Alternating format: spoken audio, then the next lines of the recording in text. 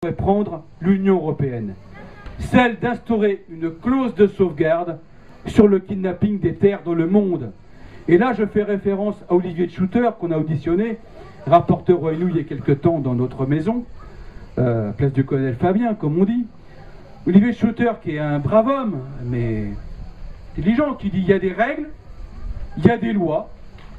Il savait à qui il parlait quand même. Et il dit il y a des choses qui ne sont pas prévues. En tendant la perche, c'est peut-être à vous d'inventer quelque chose qui fasse que le kidnapping des terres au niveau international soit interdit. Donc là, c'est pas une idée toute faite, c'est pas une proposition toute mâchée. En tous les cas, c'est une proposition de bataille à la fois France, Europe et monde pour dire que oui, notre ambition pour relocaliser, c'est de faire du kidnapping des terres une bataille première de dimension internationale. La deuxième dimension, elle est sur la spéculation sur les matières premières.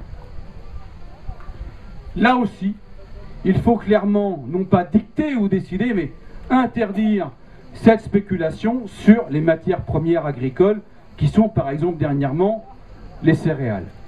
Avec une proposition qui pourrait être très palpable pour nous dès l'an prochain, par exemple, d'aller dans un premier temps à une convention internationale. Le monde idéal serait qu'il n'y ait plus de spéculation capitaliste sur l'alimentation, mais déjà pour l'an prochain, est-ce qu'on peut dire qu'une convention internationale sur la non-spéculation alimentaire des biens, on peut l'arracher? Nous, on pense que ça, on peut déjà l'arracher. Troisième proposition immédiate, elle est sur ces importations abusives. Vous savez, ces viandes de la Pampa, par exemple, qui arrivent à moins d'1 euro du kilo, alors qu'en France, le paysan crève s'il n'est pas rémunéré à moins de 3 euros du kilo. C'est de dire d'abord, il serait quand même plus juste de nourrir les peuples sud-américains quand même avec leur viande.